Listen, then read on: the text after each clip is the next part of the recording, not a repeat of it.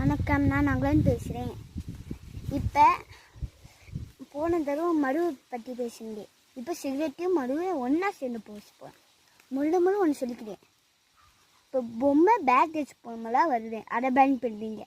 மோசமான நாயெல்லாம் வருது, அதை பேன் பண்ணுறீங்க.